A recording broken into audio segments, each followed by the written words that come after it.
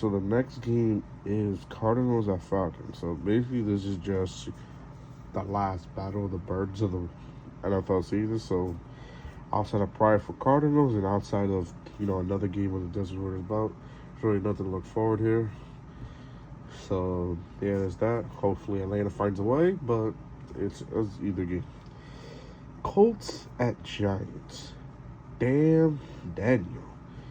Daniel Jones has a chance to actually put the pressure in New York and actually put them in a playoff position against the Colts, who basically looked like pathetic garbage offensively. Defensively, they can probably, make Daniel turn the ball over, but offensively, they're trash. Now, Daniel Jones, the reason why he's the centerpiece of this thing, Saquon Barkley has had a great year. But Daniel Jones has a chance to really put the pressure on the New York Giants front office. He really think the Giants, remember, they didn't pick up his fifth-year option. So the Giants kind of said, oh yeah, you're going to prove it this year. If he could somehow win this game and clinch the spot in the playoffs, regardless if they go make a deep one or not, Daniel Jones, with this win on Sunday, could earn himself another contract in New York. Or if the Giants feel like they hold him to pay him, another New York team, as the Jets, can take a chance on him. So, Daniel Jones playing with big money this Sunday. Hopefully, Daniel can get it done and actually have a decent career in the NFL. Because when he was drafted, it was a head scratcher. But now, with new head coach Brian Dable, they actually look like a perennial playoff team. And the Giants play frisky. So, hopefully Daniel can get it done this Sunday. I'm really hoping for that because, Daniel Jones gets kind of disrespected like a used towel around the league. But let's just hopefully keep Daniel in New York, whether it's the Giants or the Jets, because I think he fits that New York market pretty well. Actually, better than what I thought originally coming out of Duke. So hopefully Daniel can actually put the Giants over the hump and get them to the playoffs. It was good to see Big Blue there. Now, Jacksonville or Houston. This is basically a playoff game for Jacksonville because Houston over the past 2 weeks has played like a playoff team. I don't know what took them so long, but finally Houston looked like they're playing good football. So for Jacksonville, that's great because now they don't have to lay down or just wait till the fourth quarter or wait till the second half to turn it on. Jacksonville from the get-go know they're going to get Houston's best, especially Houston knowing Jacksonville has a chance to not only be in a prime spot for the division, but to really cement themselves. And as for Jacksonville, Trevor Lawrence has had a bounce-back season. Trevor Lawrence has one of the best sophomore quarterbacks for the 2021 football class. It's not even close. It's not even close. So Trevor has done a great job turning it around. Hopefully they can keep consistency going forward into the playoffs. But Jacksonville should win this game, even regardless of in Houston or anywhere else. But the good thing about this game for Jacksonville is a playoff game, so they're gonna have to be on their P's and Q's against Houston. Now we're gonna get Panthers and Buccaneers. I never thought I could say Tom Brady should be an upset alert against a Sam Darnold team. But my God, the Bucs offense has been obliterated trash this season. I mean, they can't run correct. They don't want to catch correct.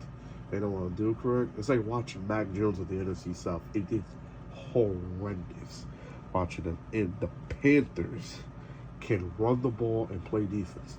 No J.C. Horn this week, so that sucks for the back end. But the Panthers still have a defense. And trust me right now, after beating them 21-3 in Carolina, Carolina does not fear the mystique of having to face Tom Brady. So I don't know when Brady got cooked up. Skip's favorite boy, who's been playing like utter dog shit. Because trying to really say, Brady's playing Hall of Fame level and disrespect to Jada Shop's career, but that's another story. If you want to go see that video, go search it up on YouTube. That was very disrespectful what he said. But to really just say that the Panthers are literally on par with the Bucs because the Bucs can convince you they are that team is a highly game. So obviously there's going to be playing 1 p.m. on Fox. It's going to be playing national game because this game is highly close. Because if Carolina wins this, that next week match versus Atlanta is not a given. No one Atlanta can play upset because they felt like they got robbed of a victory against the Bucs early. So the pressure's on Tampa to win more to Carolina. And if Carolina loses out, hey, you look great for the past month and you gave it a shot. Versus Tampa, your goal was to actually be in playoff contention. And the fact of the matter is, Tom Brady could only be 98 or 8-9 entering the playoffs while hosting a playoff game is an utter asterisk to what is a first ballot Hall of Fame career. Saints at Eagles. The Saints kind of still playing for something, but not really anything. And Philadelphia needs to win this game. And I'm being dead serious. Because as much as the pressure's on the Giants to beat the Colts, the pressure's on Philadelphia to lock this down. Philadelphia needs to just come in, take care of business, lock it down. Because if Jalen Hurts has to play next week against the divisional game against the Giants, I'm pretty sure the Giants are going to be as cupcake as last time they went to New York and put 48. Like, there's going to be a physical game next week. So, the Philadelphia Eagles need to take care of business against New Orleans. New Orleans really not playing for anything outside of a miracle. But New Orleans, still, the Saints, still have a good defense, still have a good running game. But Philadelphia needs to take care of business early, get them off the field. That way, Jalen Hurts doesn't play next week. So it's a big game. This is actually a bigger game than what people are giving credit for because the Saints have looked like utter crap. But Philly needs to take care of business because the Giants next week, even though they might clinch against Indianapolis, they're still gonna, want to win that game. Because if you're Daniel Jones, you can get 10 wins, 10-6-1. That's actually huge for Daniel Jones to have a 10-win season as well because that helps him. But let's have Philadelphia clinch this week. And the last 1 o'clock game is Dolphins at New England.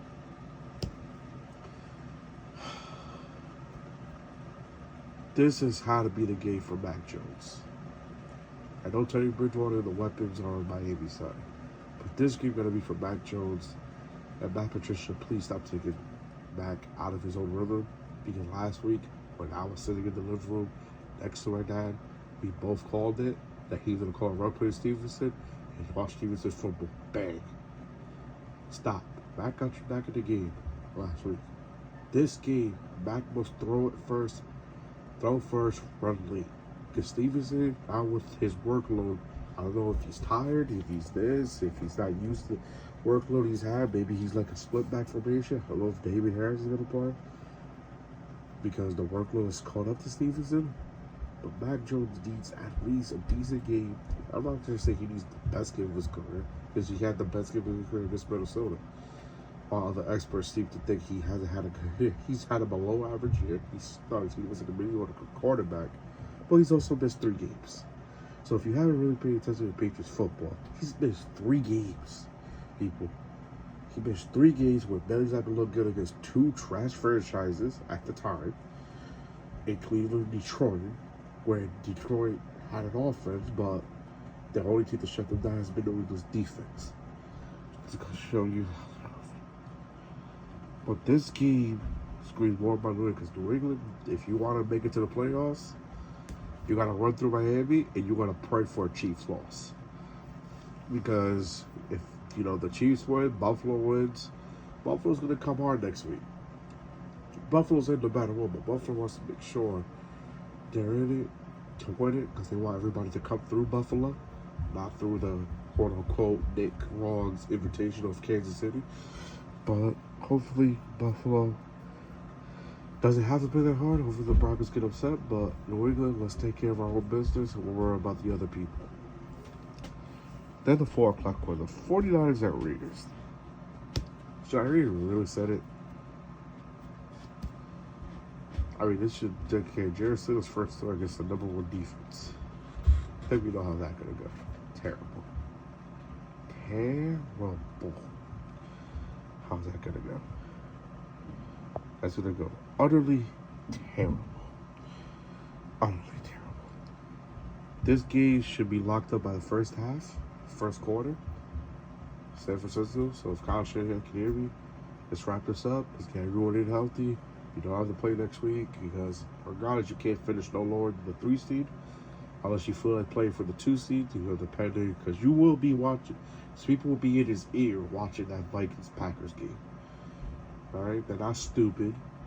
They're gonna be in that ear too. They're gonna be watching for that game, how that game goes. So this game should be locked up by the first half. 49 roll. Jets at Seahawks. Two playoff fighting teams, especially for the Jets. Considering if you lose this, because New England lost last week, it's over for you. From the Zach Wilson, Bob Riddle season. So Mike White's playing in a present game. But so was Geno Smith. Geno Smith had a turnaround. But Geno Smith has a little more in this besides the playoffs. The team that gave up on him, the Jets. So Geno has a chance to resurrect and reinvigorate and stamp that fire to the Hawks franchise that gave up on him. Because Geno Smith actually was a good quarterback this year. Obviously, the Seahawks have fallen kind of off the rails in the past month and a half. But I think for the Seahawks, this could be a testament to who they are. You know, you had only 10 points against Kansas City, which I don't know if KC shut you down. I don't know if it got too cold after DK Metcalf, you know, wore his shirt to prove toughness. I don't know what happened, but this franchise needs a big win this week. I think they can outpull the Jets. The Jets have a great defense. The defense travels. But I really believe the Seahawks should win this, especially if this is Mike White's first game back against a hostile, crowded Seattle. So this should be a win in Seattle. Rams at Chargers. I think the Chargers should win no matter what. They're in the playoffs. So the Chargers can't finish any worse than a 6 seed. I'm not sure.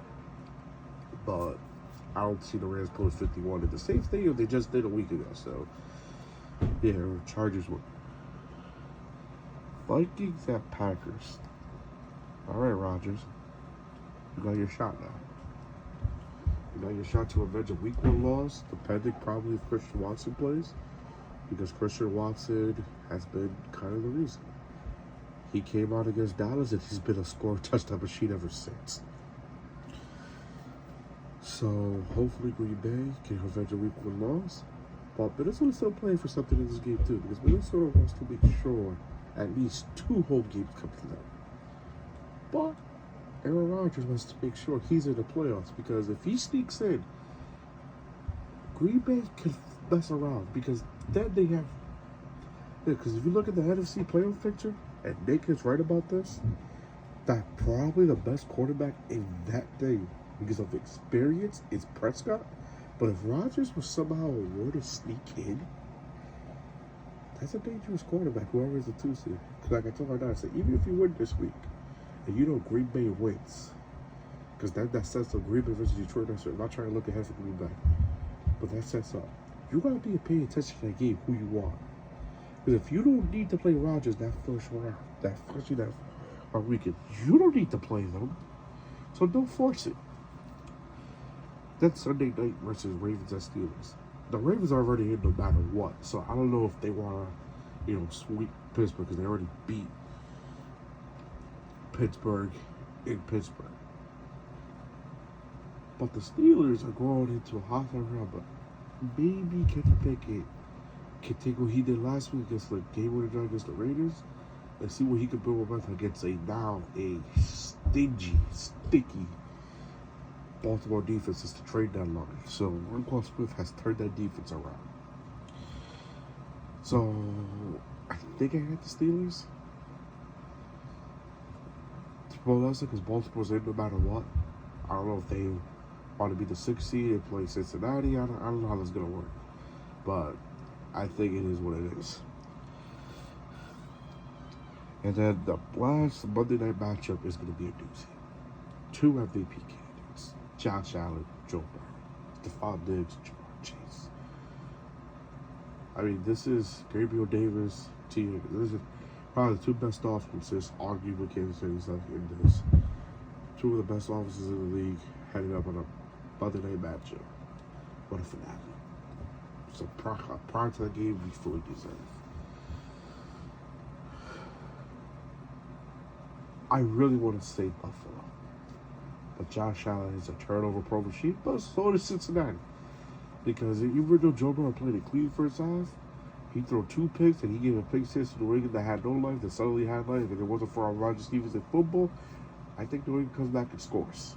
But that's history. So this game's gonna come down between Bills and Bengals, who can turn over the ball less. I think it's Joe because he's the better pure passer out of the two. No offense to Josh. Josh is the better overall athlete between the two. But Joe's the better pure passer between the two. And for Tre'Davious White is going to be the best set of receivers he's faced since his return. So I don't know if he's going to start on Chase, he's going to start on T, he's going to play Tyler Boyd. What Buffalo should do is move around and not just give him one receiver to work there, because eventually these triplets of receivers will figure it out. And if all end well, they can also give it to the other Joe behind Joe Burrow and Mixon. So this is going to be a great Monday night game. So I got the Bengals, but I can be wrong. But you can't go wrong with either. And that's my Week 17 picks.